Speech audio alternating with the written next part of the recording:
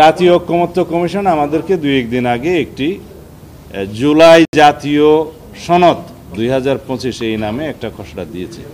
In fact এটা হচ্ছে একটা ভূমিকা, কোন প্রেক্ষিতে জাতির কোন অবস্থায় এই ঐকমত্য কমিশন গঠিত হয়েছে, কিভাবে সরকার গঠিত হয়েছে, ফেসিবাদের কি আচরণ ছিল, জাতির প্রত্যাশা কি, অভিপ্রায় কি ইত্যাদি ব্যক্ত করে তারপরে এই অঙ্গীকারনামা নামে একটা অঙ্গীকারনামা দিয়েছে যে সমস্ত বিষয়ে আমরা এখানে প্রতিশ্রুতিবদ্ধ হব, যেখানে ঐকমত্য আসবে সেগুলো বাস্তবায়নের জন্য আমাদের সমস্ত আইন কানুন সংবিধান বিধি বিধান যেখানে যা যা সংশোধন পরিবর্তন পরিমার্জন করতে হবে সেটা করার জন্য আমরা প্রতিশ্রুতিবদ্ধ অঙ্গীকারাবদ্ধ এইভাবেই বলা হয়েছে।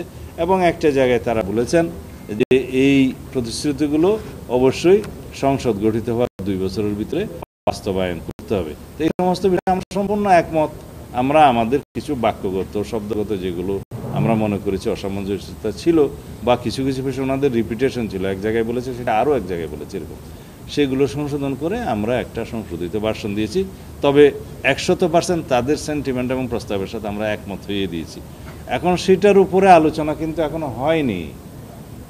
2-1টা দল শতপ্রণোদিত হয়ে এটা আলোচনা হয়তো করতে চেয়েছেন এবং ওনাদের মতামতটা দিয়েছেন। ওনারা বলছেন যে এটা লিগ্যালিটি কী হবে। আমি আপনাদেরকে জিজ্ঞেস করি, একটা ন্যাশনাল কনসেনসাস এখানে হচ্ছে, এতগুলো রাজনৈতিক দল এতদিন পর্যন্ত উন্মুক্ত আলোচনা করছে, হুইচ ইজ ভেরি ট্রান্সপারেন্ট, এবং আমি অনেকটা মনে করি যে ওপেন কোর্ট ট্রায়ালের মতো আপনাদের কাছে রিলে হচ্ছে, সব কিছু ডাইরেক্ট টেলিকাস্ট হচ্ছে বা ব্রডকাস্ট হচ্ছে। তো সেই জায়গায় জাতি দেখছে কারা কি বলছে, কারদের কি পজিশন।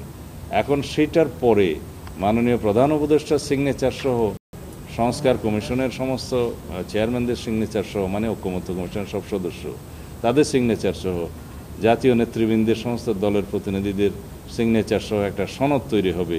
সেই সনদটা ওয়েবসাইটে যাবে, জাতি দেখবে, পত্রিকায় প্রকাশিত হবে। এরপরেও কি কোনো পলিটিক্যাল পার্টি ডেয়ার করবে এটা ব্রেক করার? তাহলে কি তাহাদের রাজনৈতিক বিশ্বাসযোগ্যতা সেই সমস্ত রাজনৈতিক দলের কি থাকবে? সেই রিস্ক কি কোনো দল নেবে? আমার তো মনে হয় না এর চাইতে বড় বেশি কোনো কনসেনসাস হতে পারে।